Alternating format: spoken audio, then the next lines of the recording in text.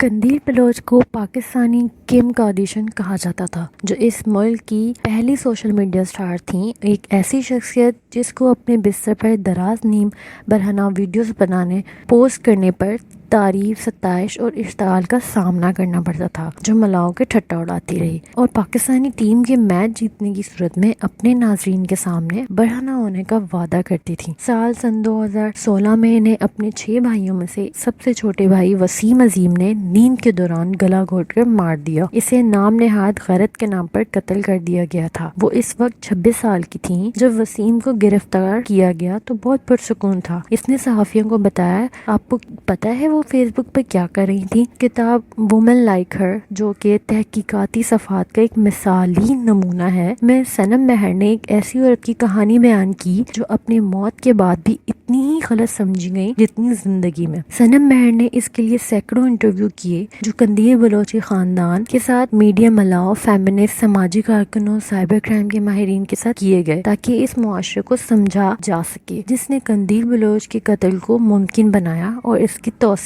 کی۔ اپنی ویڈیوز میں قندیل بلوچ اکثر امریکی لہجہ اپنانے کی کوشش کرتی تھی۔ وہ دعویٰ کرتی تھی کہ وہ ایک امیر زمیندار کی لاڈلی بیٹی ہیں، لیکن ان کی قتل سے کچھ دن قبل ان کی اصل شناخت منکشف کی گئی تھی اور ایک متضاد حقیقت سامنے آئی۔ قندیل بلوچ فوزیہ عظیم کے نام سے اس دنیا میں آئی تھیں۔ وہ پاکستان صوبے کے پنجاب ایک مفلس گاؤں میں خاندان کی 9 بچوں میں سے ایک تھیں۔ 17 سال کی عمر میں ان کی شادی اپنی ماں کے ایک رشتہ دار سے کر دی گئی تھی۔ وہ انہیں مارتا تھا اور ان پر تشدد کرتا تھا۔ وہ اپنے نومولود بیٹے کے ساتھ وہاں سے فرار ہو کر خواتین کی ایک پناہ گاہ میں پہنچ گئیں۔ ان کی ماں باپ ان کی منتیں کرتے رہے کہ وہ اپنے شوہر کے پاس واپس چلی جائے، لیکن یہ ان کی میت کو غسل دینے کے دوران ہی تھا جب قندیل کی ماں نے قندیل کے بازوؤں پر سگریٹ سے جلائے جانے کے نشان دیکھے۔ پناہ گاہ میں رہائش کے دوران قندیل بلوچ نے اپنے بیٹے کو شوہر کے خاندان کے حوالے کر دیا۔ انہوں نے نگران کو بتایا کہ میں نے اپنی زندگی بنانی ہے، میں جو بھی کرنا چاہتی ہوں میں اسے اپنے ساتھ، اپنے بچے کے ساتھ نہیں کر سکتی، میں مجبور ہو جاؤں گی۔ ان کی مشہوری کی پہلی سیڑھی سن 2013 میں پاکستان آئیڈل کے آڈیشن میں ان کو رد کیا جانا تھا، جس کے بعد ان کی دیوانہ وار رونے کی ویڈیو وائرل ہوئی۔ انہوں نے آن لائن پوسٹنگ شروع کی جن میں کھیلنے کے انداز میں احمقانہ لیکن جنسیت سے بھرپور عجیب حرکتیں کی جاتی تھیں۔ وہ پوسٹ کرتی تھیں، آپ میں سے کون ہے جو میری نازیبا ویڈیو دیکھنا چاہتا ہے، اور وہ اس سے اگلے دن وہ روتے ہوئے ایک ویڈیو پوسٹ کرتی تھی یا اس میں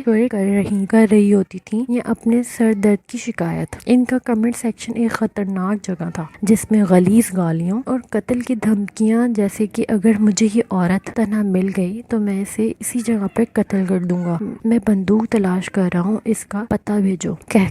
قندیل بلوچ اکثر ان کا مذاق اڑاتی تھیں۔ وہ فیس بک پر لکھتی تھیں کہ چاہے میرے ساتھ پیار کرو یا نفرت، دونوں میں میرا فائدہ ہے۔ اگر آپ مجھ سے پیار کرتے ہیں تو میں آپ کے دل میں رہوں گی، اور اگر آپ مجھ سے نفرت کرتے ہیں تو میں آپ کے دماغ میں رہوں گی۔ وہ اپنے ناظرین کی منافقت کو سامنے لاتے ہوئے کہتی تھیں، جب میں نہیں ہوں گی تو آپ مجھے یاد کریں گے، آپ مجھے دیکھنا پسند کرتے ہیں اور پھر بھی کہتے ہیں میں مر کیوں نہیں جاتی۔ بعض اوقات وہ روتی تھیں اور پوچھتی تھیں کہ ان کے فالوورز ان سے نفرت کیوں کرتے ہیں۔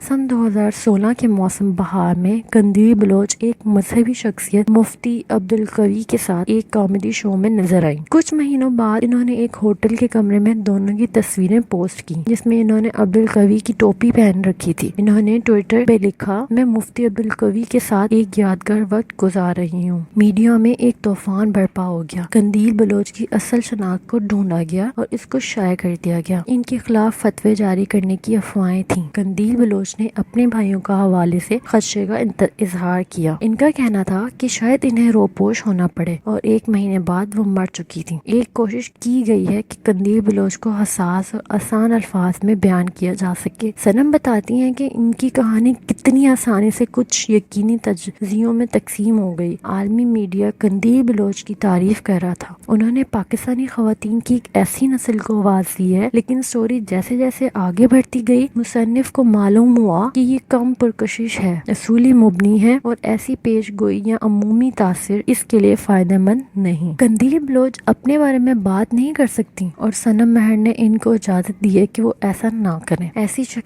وہ ایک ایسی شخصیت تھی جنہوں نے اپنا عوامی چہرہ سچائی سے دور، خواہشات اور دکھاوے پر مبنی رکھا۔ ان کے اندر زندگی کو اپنی شرائط پر جینے کا جذبہ تھا۔ صنم کی کتاب کوشش کرتی ہے کہ وہ پاکستان کی سوشل میڈیا کے باعث پیداوار ہونے والے ان اختلافات کو تلاش کریں جو ایک قدامت پسند معاشرے میں خود کو اس انداز سے پیش کرنے اور ایسی آزادی اپنانے کا حوصلہ دکھانے والوں کو مخالفت کرتا ہے۔ صنم مہر پوچھتی ہیں، قندیل بلوچ کو کس جگہ نے تخلیق کیا؟ ان کی کہانی اتنی توجہ کیوں حاصل کرتی ہے؟ ہم ابھی تک ان سے اتنے متاثر کیوں ہیں؟ جب ہم ان کی تصویر یا آخری ویڈیوز دیکھتے ہیں تو ان کی تصویر ہمیں کیوں دیکھ رہی ہوتی ہے؟ قندیل بلوچ کے قتل کے بعد قوانین میں غیرت کے نام پر قتل میں رشتہ داروں کی جانب سے معاف کرنے کے نقائص کو ختم کر دیا گیا۔ ستمبر میں وسیم عظیم کو عمر قید سنائی گئی اور قندیل بلوچ کے ایک بھائی کو اس جرم میں ملوث ہونے کی پاداش میں سعودی عرب سے واپس ملک منتقل کیا گیا تھا۔ اس سازش میں شریک باقی افراد کو رہا کر دیا گیا، لیکن عبدالقوی، جن پر الزام تھا کہ انہوں نے اس قتل کرنے والوں کو اس قتل پر آمادہ کیا، کو بھی بری کر دیا گیا ہے۔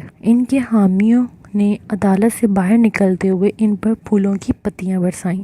سن 2017 میں اعلان کیا گیا کہ پاکستانی اداکارہ صبا قمر قندیل بلوچ پر بننے والے ڈرامے میں ان کا کردار ادا کریں گی۔ اس ڈرامے کا ایک ٹریلر بھی آن لائن پوسٹ کیا گیا تھا اور اس پر پوسٹ کیے جانے والے کمنٹس بھی دل دہلا دینے والے تھے، جن میں سے کہا جا رہا تھا کہ صبا قمر کو بھی ایسے ہی قتل کر دیا جانا چاہیے۔